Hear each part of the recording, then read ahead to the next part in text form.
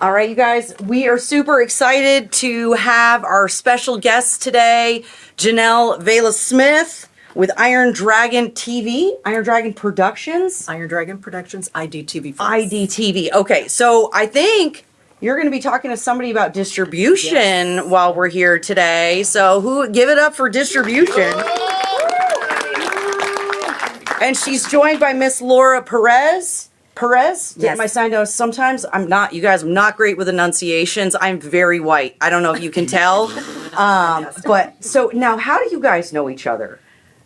Many years. Yeah. We go back many years. Doing And we're films, doing colleagues. film. Yes. Supporters of each other. I love it. She's been a mentor of mine for a really long time. She's been a mentor of mine. Use the mics. Can't hear you. Use the mics. Use the mics. Yes. Sorry. There you go. Thank you. Whoever James was that you? Okay. And you guys, we've got the Keiths back. Keith-vitali and keith-strandberg. So we have legends of stunts up here on the panel today, you guys. Not only are they legends of stunts, but they are people who have actually produced movies that have been on big screens. So they're going to be here talking to us today about distribution, production, little tips and tricks, and how to make sure you keep falling up the stairs. All right, you guys, give a big hand to our guests.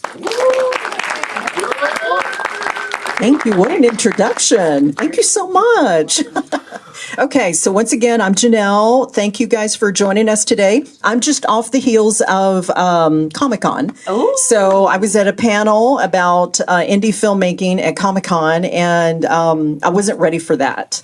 I was a kid in a candy store. I'm like, oh my gosh, too much to look at, too many things moving. You know, I had to get a picture with every Mandalorian, every stormtrooper. I stopped them. I need a picture. So yeah, anyway, it was a lot of fun. I'm glad you guys are here today because we are here for you, the filmmaker. We are also filmmakers. I think we all have a little bit of knowledge to share on our individual experiences going into filmmaking, producing, stunt coordinating as well. You know, that's a fun part of all this. I know you've got a lot of stories. So let's get started. I'm going to let you introduce yourselves again and just kind of what your background is. Sure. My name is Laura-Perez. I am a director, writer, producer, filmmaker. And also do a lot of line producing. So I know a lot about budgets and how much it takes to make a movie. Just bottom line it. On the lower spectrum, I specialize in independent films when I line produce. So anything like $350,000 and below is kind of the field that I work in. Okay, good job. And I'm Keith number 1. This is Keith number 2 next to me. Keith-strandberg, writer and producer. I had a career quite a long time ago making 10 movies with seasonal film, all features, all theatrical, and now back into the independent feature film market again. So great to be here. Hi, I'm Keith-vitali, and I've had the privilege to work with Keith-strandberg on a few films, and I was very fortunate to be a martial arts fighter, competitor, and appeared on some magazines, and I was discovered by Canon Films, and so I was very fortunate to star in my first film. It had a theatrical release for my first film called Revenge of the Ninja, which started the ninja craze, and then my second film was Wheels on Mills with Jackie Chan. So I was very blessed before I started working with Keith and did other films. So I have some knowledge of stunt fighting. Keith and I taught stunt fighting an academy 10 years in New York. We bring talented people in. My favorite thing is when I do see a stunt fighter to double me. If you watched the movie last night, it was fun to pick out every time I was doubled in the film. That's one of the things I like to do. So I'm looking forward to answering any questions that you might have. Okay, well, let's get right to it. So this talk today, I know we can, talk about producing. I'd like to focus a little bit on from producing your next steps into distribution. And I'm going to ask that first question to Laura, since we were just chatting about, we saw each other at AFM this past AFM. So I'll let you go first. So, as a producer, especially producing low budget films, my first feature, we shot for 25,000, and was able to take it out and get that sold. Back in the day, we distributed that through Blockbuster, Walmart, and Target. So that should date me and give you an idea of how long ago that was. But one of the things that I've learned in being in this business for 20 years is that you can make a low budget film and get it sold. You can distribute it. You can get it sold to a distributor or a studio. Probably my biggest piece of advice after going to AFM, I have a film coming out next year that I wrote, produced, and directed that we shot. I won't tell you for how much because we're in talks right now for distribution. But the lower you shoot your independent film for, the better chances you have of selling it now in this kind of environment distribution that we're in. So if you're a filmmaker out there and you've made your own films that are screening this weekend, or if you're going to make a film, my best piece of advice if you want to sell your film is make it as cheap as possible.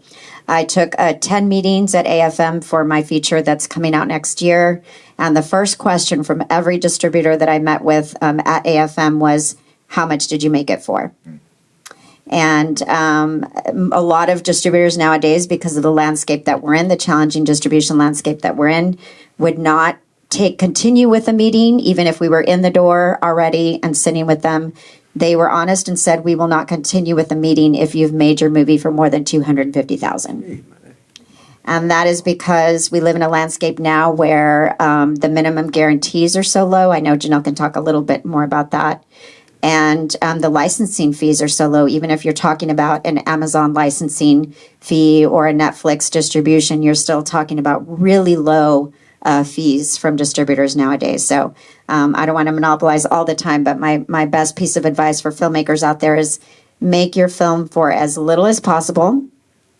Never tell the distributors how much you actually made it for. No matter how much you made it for, tell them you made it for $250. I made mine for a lot less than $250, but don't tell anybody. Exactly, don't tell anybody. But that's just kind of the world that we're in. And Janell's had her own distribution channel for a while now, and she's seen kind of how that landscape has changed and how it's challenging filmmakers even more to get their work out there. But there are other avenues to actually get your film out there besides selling it to a conventional distributor the way me and my partners have done for our film. So there are a lot of options, and the world and the landscape has changed since you guys were, definitely. Yeah. So I don't know if you want them to speak a little bit more about that. Keith, who's Keith 1? Keith 2? Keith 1, Keith 2. Okay. Right? I'm sorry. Yeah, same question. So just the difference. Well, there's a huge difference because it's just blowing my mind, the numbers that we're talking. Because when we were making our movies, we couldn't shoot for less than 6 weeks, and some were even 8 weeks or 10 weeks to get the quality of the action that we got. If you saw the movie last night, you could see the sort of detail that we had. And then things started to change, and the number of days went down, the budgets went down, and now we're at infinitesimal budgets. But my biggest piece of advice, I think, is to do something that's unique. She says to make it for as low as you can, but I think make it for the highest quality that you can, and do something different. My first picture, No Retreat, No Surrender, was the first movie to combine American story with Hong Kong action, and it really changed the landscape of martial arts cinema, and that's what made No Retreat, No Surrender so special. So I think you got to find something special, make it for as best as you can, for as little as you can. Absolutely. And then never tell anybody how much you get. I'm dumbfounded. I'm learning all of this really for the first time as well, because Keith and I, we produced films. We took them to the film festivals like Milan, Cannes film festivals. And one of the movies I did, I was the bad guy in a movie called Super Fights. And then we took it to Milan, and then we sold it to the foreign buyers, and the room was packed. They show the film, and then they're all in line to set up a meeting to buy the film. And that's just for foreign sales. Then we had DVD sales and Blockbusters and all of those for VHS. And then you had your theatrical. It's all changed. And so I think what you have to do is think with the end goal in mind, not just making a movie, but getting your distribution set up first, maybe, and finding out as much information you can before you invest a lot of money in a film, and then find out you can't get a return on your investment. Yeah. Yes. Good advice. I think that's really wise. Yeah, just going back to doing your homework. We were talking earlier about my streaming network, and I didn't choose to do that. It kind of just organically happened. But the more research I did, I realized, okay, this is, by the way, I sold my first channel, Iron Dragon TV. I sold that a few years ago. And then I decided I wanted to get back into streaming and provide a streaming platform for indie filmmakers. But there's the streaming world right now is crazy. There's so many streaming platforms. So that's a good and bad for the filmmaker, because you as indie filmmakers, what I would suggest is that you get your project in front of as many streamers as possible. Of course, first distribution, and then you can self-distribute your project. It's going to require a little bit more work, but also you kind of have to market your project too. You have to be able to know how to be a good salesperson. So I think that's another key thing. And you're fresh off the heels of your film. Why don't you talk about that? Sure. Definitely one of the things that I've learned after selling my first feature that I made for $25,000, and then this one we're in talks for distribution, we have several offers, is no matter how much you made your film for, you have to perfect your pitch, and you have to be ready to package that baby like it's the best thing that ever hit the television or streaming network or the screen. And you want to be ready with your pitch. How many of you out there have a completed film that you're trying to sell? 1, 2. Do I just count 2? I can't see back there. I know it's. 3, possibly 3. Okay, great. Yeah. Fantastic. How many of you that have completed a film are looking to sell it? Of those 3, all of you, or are you're trying to sell your film? You're trying to sell your film? Fantastic. Okay, so one of the things that I think now that your film is completed and you're screening it at film festivals, if you don't already have a pitch packet, if you don't already have a pitch deck, that would be the next thing I highly recommend that you have in hand and have perfected and ready to send to anybody that you meet. It could be at a film festival. You don't know who you might run into that might have a connection or that might be looking for content.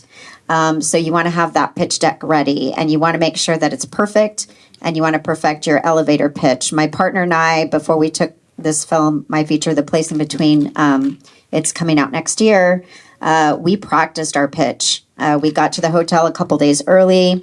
We had some work to do, and we just practiced our pitch over and over. You practice to different audiences. You practice with different friends who will give you honest feedback. And you just want to make sure that you get your film ready to sell in a way that puts you in the prime position when you talk to a distributor. So if you don't know how to make a pitch packet, there's some resources online that you can look up. Canva is my savior. I've done everything on Canva, everything to prepare for festivals, to prepare for AFM, every pitch meeting that I've taken. Every distributor that I've had a meeting with on Zoom after the fact, my pitch decks and everything that I prepare visually is on Canva. So there's a lot of free resources out there too that you can use to create for that. But definitely have your pitch packet ready if you're trying to sell your film. That's really good feedback. Yes. Can I ask you, so have you guys been to AFM, or did you start? Okay. No, Tell we've been us. to all the Okay. film markets. Okay. But I wanted to piggyback on what you were saying, is that because there's so many streaming platforms and it's so much easier to make a movie now. When we started, it was 35 millimeter film. There was a barrier to entry that stopped most people from making features. Now, pretty much anybody with an iPhone can make a feature, which is both good and bad. Yeah. It's a double-edged sword. It means there's a lot of crap out there. So if you can be ready, like she said, with your pitch deck, you can hone your film, you can do all the homework, you'll stand out about it above everybody else. Because a lot of people come to these meetings unprepared. They don't know the business. They don't know much about anything, but they show up thinking that somebody's just going to buy their film. So do as much as you can beforehand, even before you shoot it. Have your pitch deck ready before you shoot it. So a lot of, yes. And something we never did before was what we're seeing tonight is that people are creating, producing reels, short films, so they can have not only their package ready, but a short film to show the producer or the distributor or a studio or whomever or an investor. And a lot of times you'll do something like, you'll put X amount of money into shooting a short video, and then you present that to an investor, and you go, here's my package.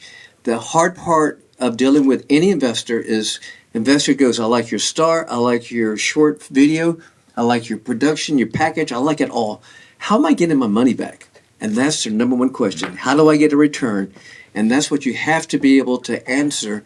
And that's why I'm thinking maybe first work with the distributor and having those avenues when you tell them these are the paths I'm going to take.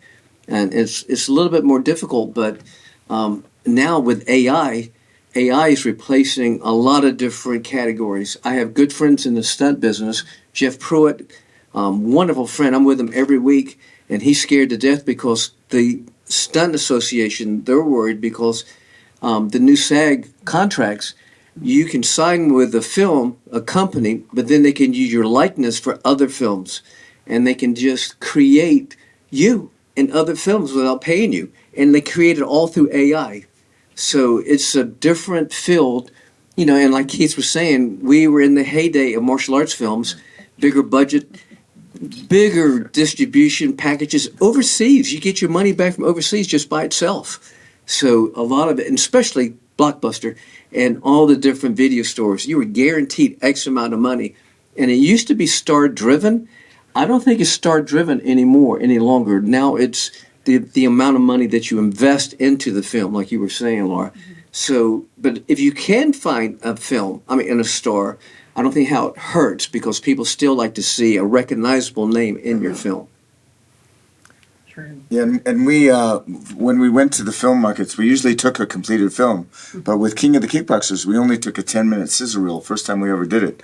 And that movie made the most money we've ever made since No Retreat, No Surrender. But I wanted to come back to you and ask you the question, Okay. How do you get the money back? I wish I knew. No.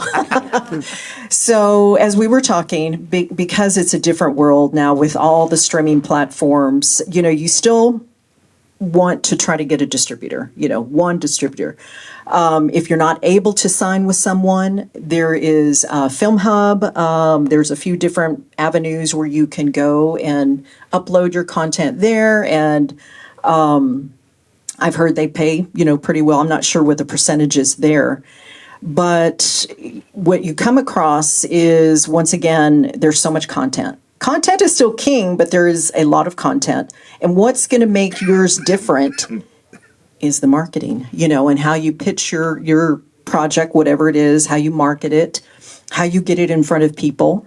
I think with social media and all of these streaming platforms, you can be creative. I'm actually trying to reach out to a few like social media, Instagram like stars. Yeah, influencers. There you go. Influencers to partner, to help with your project. So get creative. I think that's the main takeaway is there's so many different avenues. And I'm just one. IDTV Flix, my streaming network, is here for the independent filmmaker.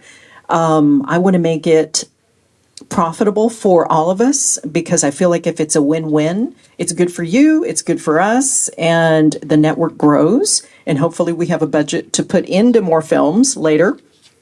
But right now what we do is SVOD, subscription-based. So that's how my platform is set up. And AVOD, we have ads as well. But if you have any more questions about IDTV Flix, and I'm looking forward to seeing who's going to win that. So that'll be exciting. Moving on. So let's talk a little bit more about the marketing side of your project. Sure. So one of the things that I think I learned the hard way after living in LA for a while, and I've pitched everything that you can imagine. I've pitched reality shows, TV shows, scripted shows, you name it, when I was in LA. And one of the things that I think one of the biggest lessons that I learned is that vanity projects get you nowhere. And so one of the things I wanted to mention for aspiring filmmakers that are out there, When you decide on the script or you want to write your script, if it's something you just want to make for fun, you want to show your friends or family, you have a little family reunion, you know, show it, everybody claps and is proud of you, and you can put it on the shelf, go make a vanity project. But if you want to make a project that can sell, I highly recommend, aside from the marketing, that you pitch it to as many people as possible in different environments and from different backgrounds, and have people that you trust. I know Janell's someone that I trust, that I can, you know, bounce things off of. Make sure you have a sellable idea that you want to make. Because it's so hard making a film. It's so hard making a movie. It's one of the hardest things I've ever done. And you don't want to go through all that time and effort to make something that you know you can't sell. So on the marketing side, if you have something that's not just a vanity project that you can sell, you want to boost the marketability of that. And the way you boost the marketability of that nowadays, I know it's different for you guys because you guys just showed up and sold your movies. But for us independent filmmakers, having comps for your movies is key. So one of the things that happened at AFM was I'd walk in the door with different distribution channels, and the first question was, "What was your budget?" And if I checked that box off, which was usually $250 or less. Now, don't get me wrong. There's distributors out there that if you have people, you have names in your film, you have name actors, that's a different conversation. I want to make it clear that I'm trying to appeal to people that are making films like me that have no name actors in them. But you want to be able to make it marketable by being able to tell your distributor what your film is like. For example, The Place in Between, for us, we pitched it as a Little Miss Sunshine meets Juno. You need at least 2 comps, and you stick with those comps and you stand behind them and be able to tell those distributors why your film is comparable to those 2 other films. Without that, you're not really creating a visual for your film. And so I would argue that even before you make your film, know what your comps are, which when I wrote The Place in Between, I knew I wanted to write it in the vein of Little Miss Sunshine meets Juno. So everything I did from the beginning of writing it, producing it, shooting it, editing it, directing it, was in the vein of those 2 films. So when it was done, I got to go to AFM and stick to my comps and say, I have this feature film. It's a mom-daughter road trip movie. It's in the vein of Juno meets Little Miss Sunshine. It's got this kind of humor. It has this kind of feel. It's got this kind of soundtrack. It looks like this. And so you want to create a visual for everyone that you're trying to market your film to, your audience, the distributors, people you're trying to sell to. You want to make sure in that marketing pitch, you're giving people a visual of what they're going to see. Because I'll admit it, we're flooded with so much information. We are flooded with so much content. You have to kind of feed your look and feel of your film to anyone you want to sell it to, pitch it to, show it to. So on the marketing side, I would say that your biggest asset is having your comps. So if you just made your film and it's screened and you don't know what your comps are, go figure them out ASAP. Is that a question? Yeah, that's a question. Yes. Yeah. Can you tell me what comps is? Oh, I'm so sorry. I'm so sorry. I apologize. Good That was question. my fault. Fantastic question. Comps are comparables. So comparable films that you feel are in the same look, vein, feel as your film. So Kind of like an inspiration. inspiration. Yeah, that's exactly it. And the reason why distributors want to know this, especially in I have my comps in my pitch packet, is because what they do is they want to go back and look at how those particular films did, how they sold, whether it was domestic, worldwide, and even now if they are sold digitally, they want to see what those numbers look like to see how your film might perform if it's in the same kind of look, vein, or feel. So it's kind of like similar to like pitch deck and vision board sort of way. That's right. Got it. Yeah. And you want to feed that to the distributors, because if you go to something like AFM or any kind of market, they take meetings every 15 minutes. So you only have 15 minutes to wow them. And then 15 minutes after you're done, somebody else is trying to wow them. So you want to make sure that you stand out and you have your comparable films ready to sell to them, so that if they like the comparable films that you're pitching, then they'll likely like your film as well. Is that helpful? Okay, great, fantastic. Do y'all have anything to add? Well, let me Keith? It's not so much as marketing, but one way that other filmmakers are kind of handling the situation of how do you raise funds is through Kickstarter. I don't know if you ever heard of Kickstarter before. I just finished a film with Cynthia Rothrock, who's a major martial arts female star around the world, and she produced a movie called Black Creek. And she had an idea that she would raise all the money, and what she did was she contacted martial artists around the country, around the world, and said, if you'd like to be in the film, it costs you this much. So she charged people. She had a menu, like a restaurant menu. If you want to work with the directors, X amount of dollars. If you want to work with producers, X amount of dollars. If you want to be in the film, it's this much. If you want to be a stunt fighter. And then she had about 100 people that put money in her Kickstarter so she could raise the funds to do her movie. And I was on that film, and I'm telling you, I didn't hear one disgruntled person. Every single person thanked her for allowing them to pay her to be in the film. And I was like, oh my gosh, that's phenomenal. But she had to market it and get it distributed. It just came out on Amazon. I go, in 3 weeks, I go to the Czech Republic. They're paying me to go there, flying me out there, because they're premiering Black Creek in Czech Republic. Because I was in that film. So Cynthia Rothrock, Keith Cook, and I, and others are flying out there for that. So that's so novel. That's so different. So that's something that a lot of people are thinking about doing. One thing she did also is, most of you here are martial artists or somehow connected to martial arts. They just found people that had made films or were well known in the martial arts to be attached to their film. And so she reached out and she got Don Wilson and Keith Cook.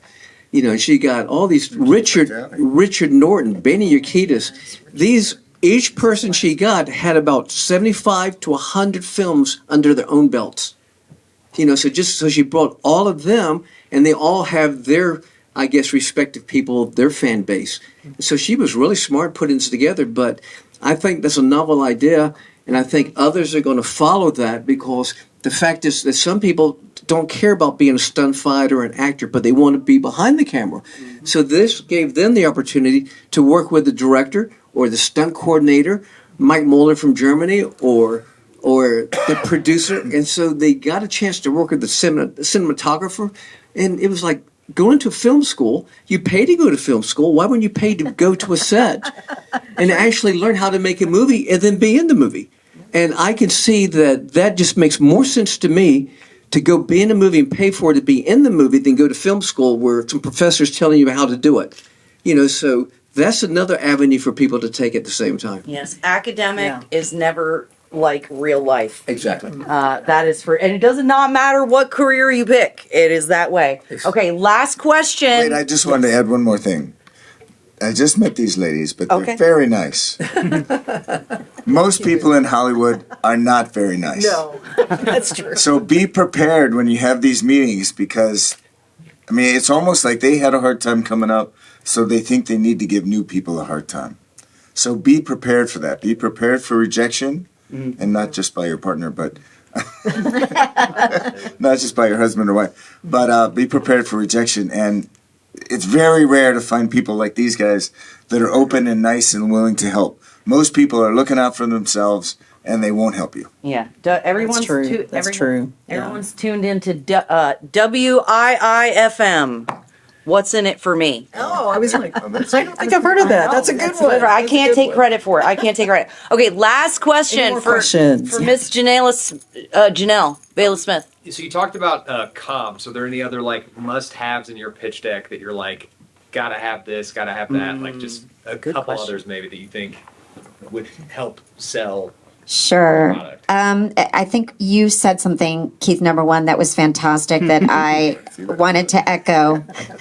You want to be original in some way. You want to stand out. And I feel like even if I had all the check marks in my pitch deck, if I didn't find something, for example, our film has a soundtrack with all original Texas musicians, all original Texas songs that were written by Texas musicians. So we highlight that. So you need to find something special that's extraordinary about your film that's original. And we walked in the door with that sometimes oh, you're gonna watch our movie. Do you like music? Oh, you like music, really? Because our film has all original music, you know. Or maybe your film is about Rubik's cubes. You know, oh, I have the most interesting Rubik's Cube you've ever seen before. Like, it's in my movie. Do you like Rubik's Cube? So you want to find that one thing that's extraordinary about your film, or even you. Like, maybe you're a retired NFL star or something. You want to find something that makes you stand out from the crowd, because they get so many pitches. AFM was a 3-day pitch event, and these distributors took meetings every 15 minutes. So do the math on that. Yeah. I know, as someone who's looking for content, that's exactly it. I look for something that's a little bit different and something that's going to be unique. So, yeah, that's really key. Good question. Don't be boring, you guys. Don't be boring. Yes, don't be boring. Okay, final words of wisdom, encouragement. I'm here for you guys, so I'll be hanging out for a little bit if you have any more questions, but I'm going to turn it over to these guys.